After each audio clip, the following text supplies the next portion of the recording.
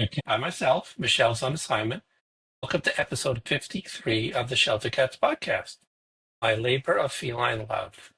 And I tried a couple of times with this episode. We had one guest that didn't work out, another guest that didn't work out.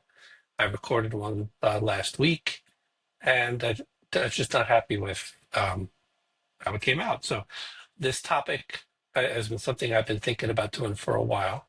And between episode 52, which was the mammoth episode, and episode 54, which is another uh, long, chock full of content episode, I thought I'd do a palate cleanser episode. And something I used to do more in season one, but I thought I'd get back to it. So, welcome to episode 53. So, today is February 22nd. It's about 6 p.m. My cats have had their dinner and they're sleeping. So, it's a nice, relaxing evening. And I have my favorite, I call it my recording hoodie on. I should probably dress better, but do you actually care? No, I don't think you care. So this is something that I touched upon in early episodes when I did episodes on how to, I don't know, seek, how to look for a cat to adopt, and what to do about bringing your cat home. So I thought I would kind of expand on that and do something that I want to call kind of feline essentials. These are from my 25 years of cat ownership and being a cat person my whole life. This is what I call kind of the essential things you'll need if you're adopting a cat, whether it's your first cat or you're adopting a second or third cat. These are the basic things that I have that work for me, that have worked for my cats over the years. I just thought I'd kind of share that with you and kind of give you a guide as to what you need when you're bringing a cat home for the first time, again, or bringing home a companion cat or even a third companion cat. So these are the basics. These are the essential things that I think everyone who adopts a cat should have. So I'm going to break this into the basic essential things that a cat needs, which is food, some food, sleep, bathroom, play.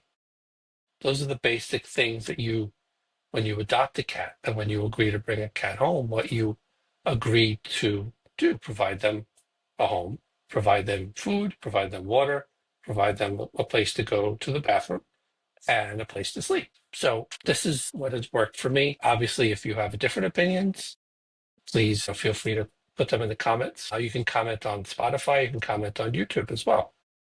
And I'll have a link at the end of the podcast with it's a link tree that has all the links where you could find us everywhere on social media. So we'll start with bathroom. So every cat needs a litter box, non-negotiable. Part of pet ownership is every cat needs to go to the bathroom. And unless you want pee and poop all over your house, unless that's your thing, one of the first things you should always buy is a litter box. And I always recommend a hooded litter box. There are obviously some cats, especially younger cats or kittens, that kind of may freak out from a hooded litter box. So make sure it's a hood that is removable. Usually they have latches and you take the hood off when you clean it. So just be prepared that if your cat doesn't go in there, you may need to take the hood off. So get a good litter box, and you could find them in all the stores. You could find them online. Make sure it's a large or a jumbo size. And depending on how big or small your cat is, I still say go for the larger size. Because if you adopt a kitten, that kitten's going to grow into a full adult cat.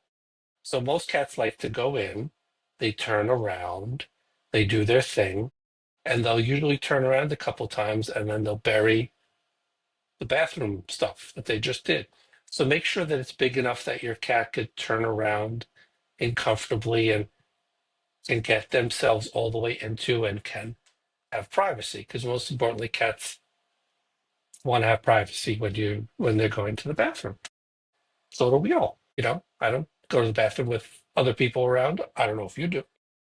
So just make sure the litter box has a hood that is removable. Make sure that it's a good size. Make sure that it's big enough that your cat could turn around it. And what do you put in the litter box? You put litter. I always get a clumping litter, and we have no sponsors on this show, So if I rattle off some brands, it doesn't mean that they're sponsoring. But a good clumping litter like Fresh Step or any of those clumping litters are good. If you have multiple cats, the formula for multiple cats is usually advisable. So, get a good clumping litter. Some cats have sensitive feet. So, keep in mind, especially kittens have very sensitive feet. So the clumping litter is the little pieces, and sometimes they could get in between their toes.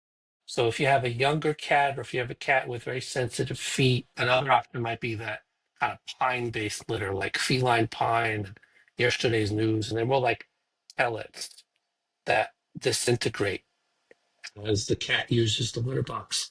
And then you scoop out the waste and then put in fresh litter or dump it out.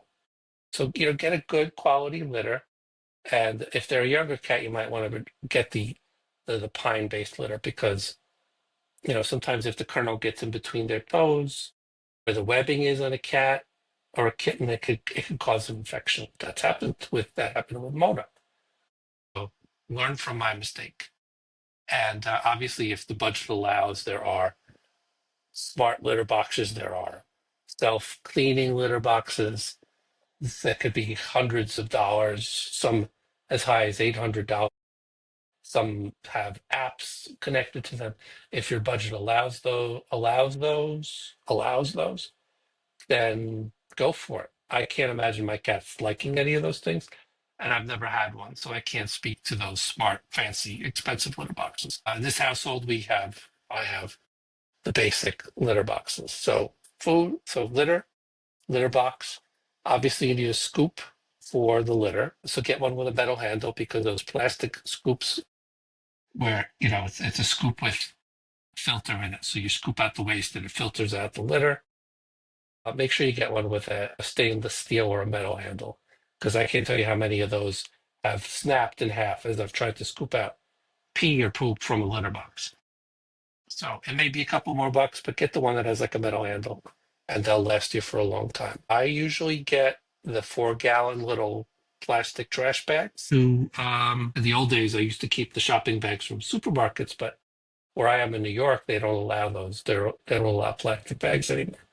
So I usually get the 4-gallon little plastic garbage bags that have a pull string or that can tie. I use that for the litter. So the litter box, the scoop, and you might want to invest in those bags as well. That way, when you go and scoop the litter box, you just grab the bag and put the poop in the litter. Put the poop in the bag. Don't put the poop back in the box. And lastly, for litter, I always have litter deodorizer. And that's something I recommend because some of that stuff can be pretty strong smelling. So what I do is I scoop the litter boxes every morning because I have 6 cats. After I scoop out the waste, Arm& Hammer makes them, Fresh Step makes them. It's just a baking soda. There's a baking soda based. There are deodorizing little crystals. So after you scoop out the bad stuff, you do a couple of sprinkles of the deodorizer. You take the scoop and you kind of mix it in, and it kind of freshens it up and keeps it smelling good. I recommend scooping out the litter box at least once a day, even if you have one cat. And I also recommend one litter box per cat. I have 4 for 6, but I scoop them out every day. Some people will try to let it go a couple of days. Some people will scoop once a week. I think the longer you let it go between cleaning it out and that stuff is kind of lingering in the box and the odors will permeate into the litter box.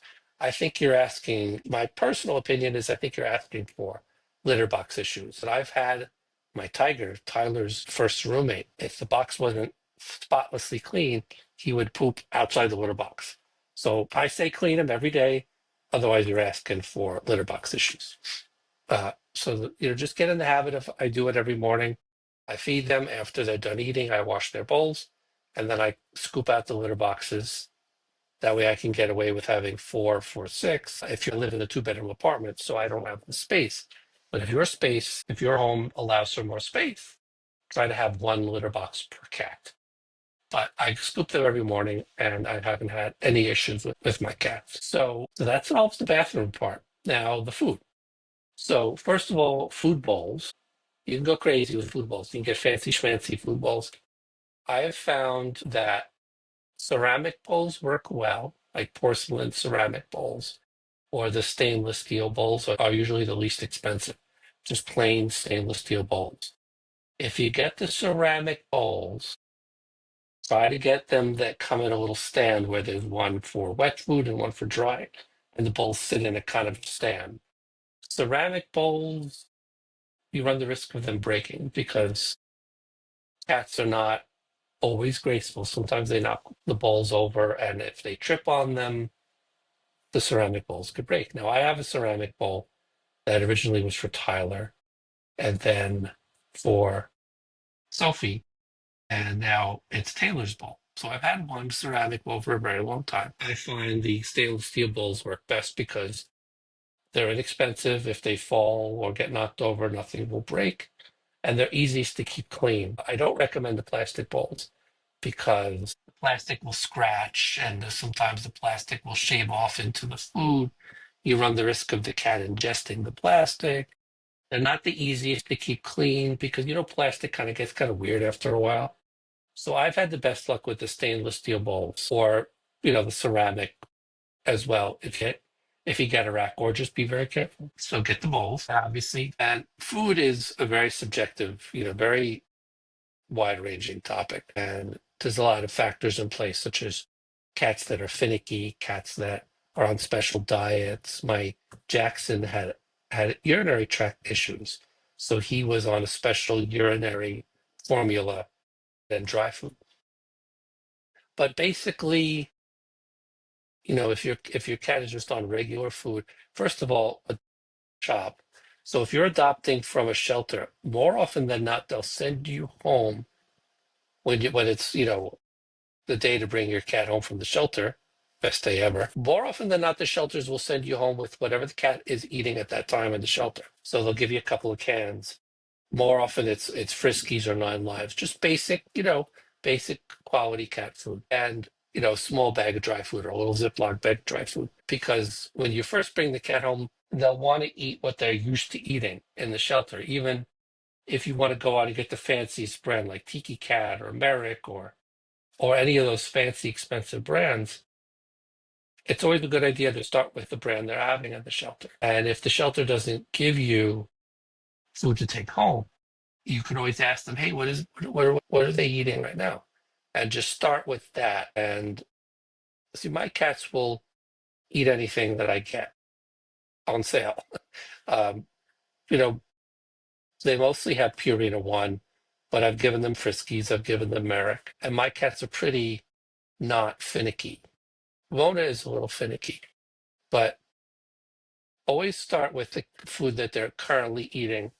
And if you want to transition them to a brand that you prefer for your own personal reasons, whether it's a more expensive brand or a different brand or a different kind of diet altogether, you would gradually wean them off of what they're currently eating and then start introducing the new food and start reducing the food you want to phase out. You don't go cold turkey, one brand, and then the next day, hey, look at this. Some cats just may not eat it, and then you're in the risk of them not getting the nutrition they need. So if you want to introduce them to a new brand, or you don't think they're eating a good enough quality brand, or there's a brand you prefer, or there's a brand that your current cat is currently eating, phase them gradually, where you introduce the new and then slowly increase the new and decrease the old. That's definitely the recommendation, and that goes with litter as well.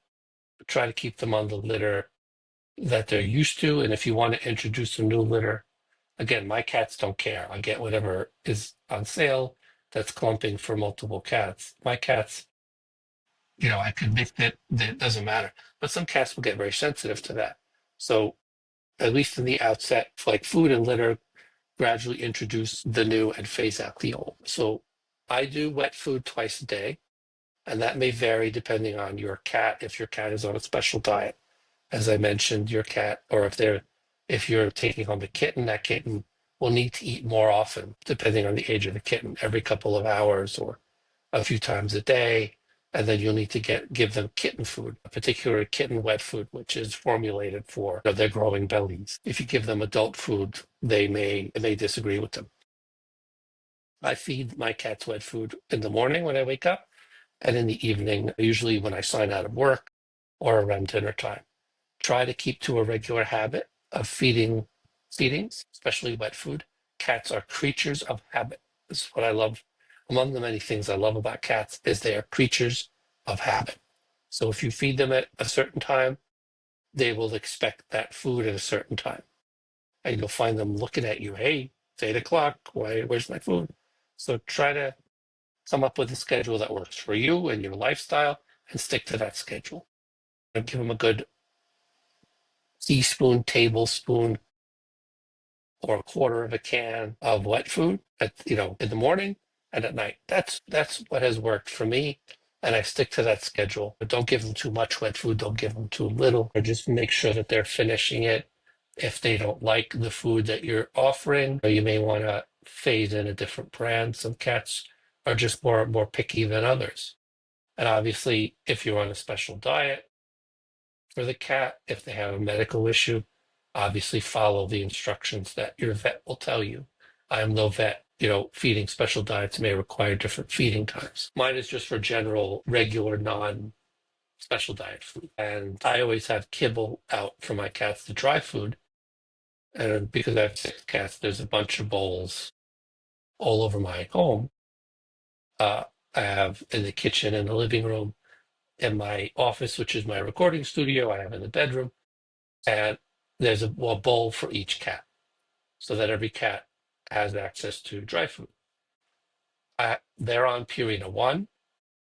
So make sure it's a good quality dry food. Again, if you're given a certain dry food from the shelter, same rule, introduce the newer brand and then phase out the older brand. I find the Purina 1 is the favorite of my cats. They all like it. It's easy to digest, and it's a good quality. There are better, my Tyler was on Science Diet. Jackson was on urinary special formula. Sophie had a sensitive stomach, so she was on sensitive stomach food, both wet and dry. So, get a decent quality dry food, like a Purina 1, or Hills is a good brand, or you may already have a brand you prefer if this is not your first cat. And I keep those bowls out all the time, and I'll kind of fill them once a day. And if they get a little empty at the end of the day, that's fine. You don't want to have them overeat and get overweight, because a cat, sometimes out of boredom, will just graze food. So, leave enough so that if they want a nosh or have a snack, they can in between meals, but don't leave a ton. And obviously there are, you know, there are those feeder bowls that have timers. There are fancier bowls that you could always invest in. But I have just larger stainless steel bowls, actually a couple of glass bowls that are dog bowls that I put the dry food in. So everyone has access to dry food. And I wash those bowls once a week because they'll get kind of slimy after a while. So obviously after they eat their wet food, wash the bowls. I use a tiny bit of soap, but it's mostly just hot water because I don't want them to be exposed to chemicals. And with the dry bowls, I will empty them and empty the food, put it back in a container, and I will wash the bowls out once a week. Dry them off, put them back out, just so that they stay clean and there's no germs or bacteria or anything.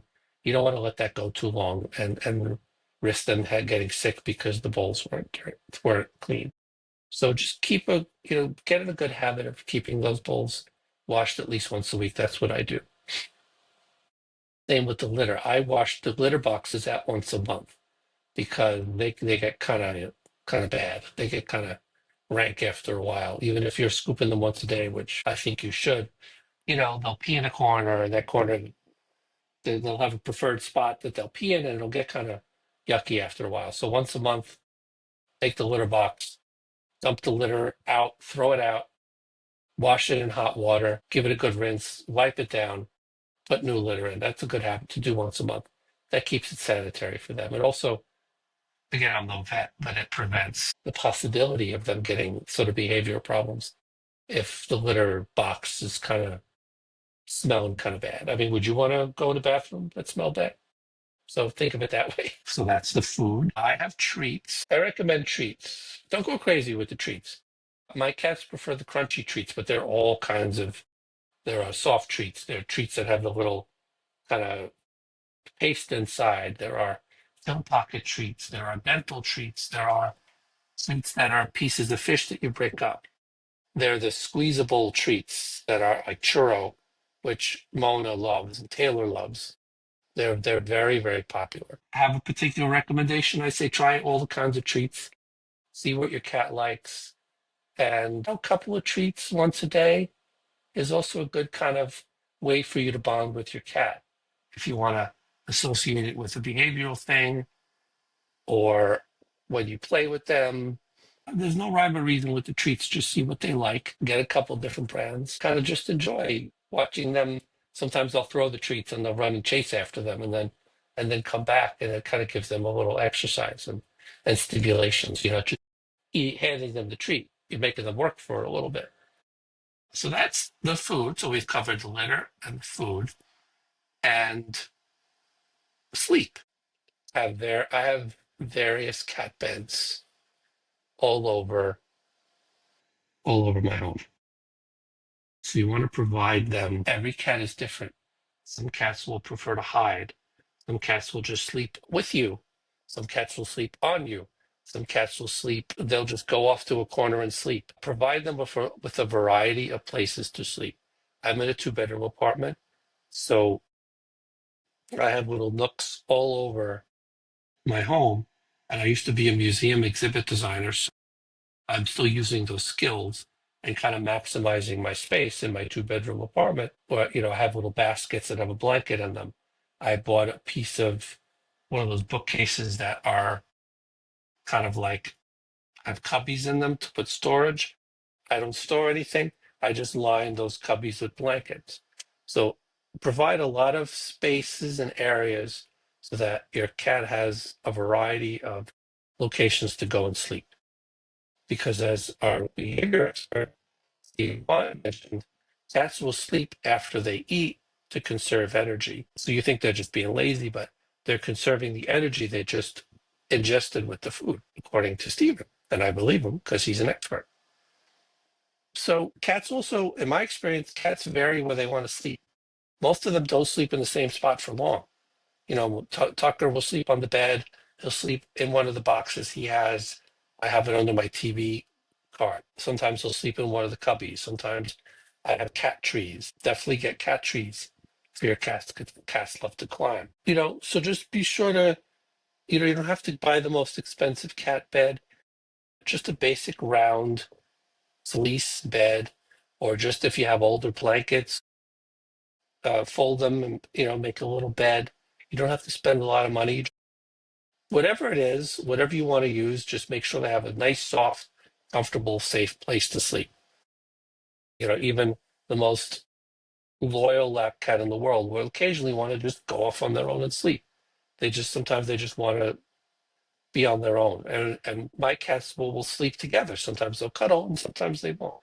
So just be sure you kind of survey your home and be sure to provide them as many spaces as you can so that they have options where to go and sleep. And what we didn't touch upon is water. I have water fountains. I'm a firm believer in water fountains. And this is also a kind of wide-ranging topic because I grew up in Brooklyn, New York, where tap water was very high quality. I now live on Long Island, where the tap water is not quite as good as New York City water. I don't even think New York City water is as good as it used to be. So I have filtered water fountains, and I've had that ever since I had Jackson, who had urinary crystals. He was prone to urinary infections, and a cat with urinary infections has to be encouraged to drink as much as possible to try to prevent the crystals from forming in their urinary tract, their urethra, or whatever that is, the pee area. Generally, in my experience, will be attracted to running water. Tyler and Sophie loved when I turned the sink on at a very light stream and they would drink from the sink or they would splash the water in their or dip their paw and lick their paw. The motion of the water, the running water, is something that cats are attracted to, as opposed to a bowl of static water that's just sitting there. So I highly recommend getting water fountains. And I have 6 water fountains for 6 cats. So try to have, if you have multiple cats, make sure each cat has access to good, clean drinking water. And I highly recommend the water fountains. The brands I've had success with they're online. There's a brand called Veken, Veken, and there are other brands. There's a variety of water fountains that range from $20 on up, and they all have filters, and you change the filter every 30 days. And I rinse the water fountains out once a week because they'll get kind of slimy and dirty because cats like to dip their paw in the water. Tucker will dip his paws in before he drinks. Rosie will take her paw and drink the water off her paw for a while before she drinks from the fountain. So I rinse them out once a week, but I highly recommend getting at least 1 or 2 water fountains. And if you insist on just putting out a bowl of water, also stainless steel bowls are highly recommended for water. And you get one of those Brita pitchers for your fridge at the very least. Get one of those Brita pitchers for your fridge, and so that you can give them filtered water. The best quality filtered clean water that's free of any whatever crap they put in water is something I highly recommend. And I've had a lot of success with having water fountains. My cats love it. They drink from it. They each have their favorite, even if they're in another room. They have fountains that they prefer. You're giving them a source of constantly filtered, clean, fresh water. So that's something I recommend. Basically, make sure they have access to drinking water, especially when it's summertime. Drinking water is something that is an absolute must, along with food and litter. It's a non-negotiable thing. They have to have access to drinking water. And it's a good way to kind of monitor potential health issues, because if you're seeing them drinking a lot excessively, that could be the problem. So it's always essential that you provide them as much food and litter that you provide them with drinking water. So those are really the basic things that I keep for my cats. And last but not least, obviously toys. Make sure they have, because you want to provide them with safety and love and comfort and food and litter and water and a place to sleep and companionship, but you also want to give them mental stimulation and mental engagement, because cats can get bored. And if they're bored, they'll eat too much, and then they'll get overweight, and that can cause health problems. So we don't have to go crazy expensive with toys. Basic. My cats always like the little catnip mice that have tails that they could bat around the house, or catnip balls, or catnip little puffy things. Just basic plush toys that every pet store has, every major store like Target or Walmart would have. Most cats like catnip because it's gets them a little crazy and makes them very playful. So make sure you have some toys around, and you don't have to go crazy. Just something. Most cats will like to bat something around, or you could throw it and they'll chase it and bring it back to you, or a little kind of bouncy foam ball that you can bounce. So it gives them the opportunity to get exercise and stimulation, and you bond with them if you're throwing the toy and bringing it back. So it helps keep them healthy, and you get the bond with your cat. A lot of my cats will bring me toys when they want to play. Tyler, in particular, used to bring me his toys, and if I didn't play with him, he'd start to unplug things, turn off my TV. So definitely a good idea to have toys. There are fancy toys, there are smart toys, there are electric toys. You get toys on tracks where they kind of bat a ball and it runs around a track, or a spiral kind of track. I haven't had as much luck with those as just basic catnip mice and a little catnip ball, puffy ball things that they'll bat around the house, or the string on the plastic stick so you can the teaser toys, so that they can kind of whack at it, and that's another way for you to bond with them. I've had the most luck with those, but there are so many different kind of toys and types of toys. Get a variety. Don't expect them to love every single toy you get them. Some they'll like, some they'll have no interest in. So you just have to kind of play it by ear and trial by fire and kind of play it out and see which ones they like. So get different types. Uh, you know, they're all pretty reasonably priced. And whichever toys you find your cat is attracted to, get those kind of toys or varieties of those. So provide that as well, stimulation.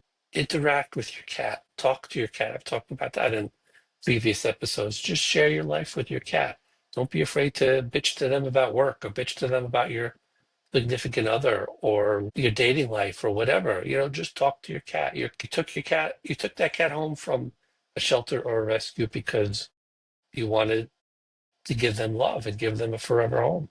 They'll appreciate it. They'll pick up on you sharing your life with them and just be there with them. You know what I mean? Even be sure to also get a brush. I almost forgot that. I've had the same brush since Tyler.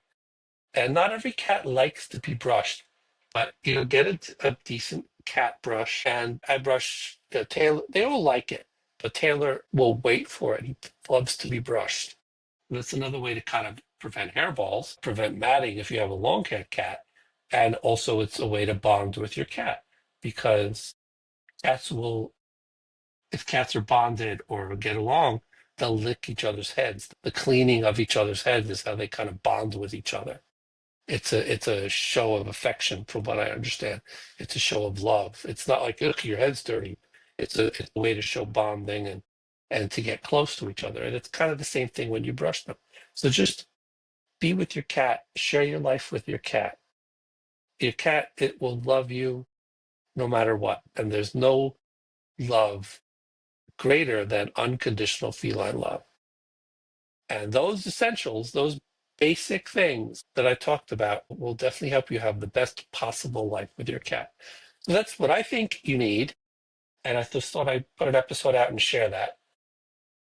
If you have anything that I missed or anything you prefer, I'd love to hear about it. So please, reach out, leave a comment or reach out to us on social media. And thank you so much. This has been episode 53, and we'll see you in the next episode. Love your cats, adopt, don't shop, support your local rescue, and we'll see you in episode 54. Bye for now. But wait, there's more. Do you believe I forgot something? How could I do that? I had a script and an outline, and I planned out the episode. And I still forgot another important element or essential or cat basic that you need. Scratching posts. How could I forget that? And I call myself a podcast host. Harumph. Yes, you definitely need scratching posts. I have cat trees that have scratching ropes built into them, but I find that the ropes will unravel after time and then you have to kind of rewrap them and that's involved. I also have scratching boards that are on, flat with the ground. I have platformed scratching boards that are like on a ramp that particularly my Taylor and Mona like to go up the ramp and scratch their claws. I even have a few that are nailed to the wall and, various corners of my home. So there's plenty of places for scratching. And obviously, cats that have issues with scratching furniture, we've discussed in previous episodes with Stephen Kwan. But, as long as your cat, knows where to go, and most scratching boards and posts come with catnip. Otherwise, if you get a little catnip and you sprinkle it on the scratching where you want them to scratch, scratching boards, the scratching poles on trees, be sure to sprinkle a little catnip, and that will help entice them to go where the catnip is to scratch. And that usually prevents them going to scratch where you don't want them to scratch, such as your furniture. So yeah, I forgot that. I'm so sorry. Are you really mad at me about that? I don't think so. So with that, this is episode 53, and we'll see you in the next episode. Bye for now. Meow.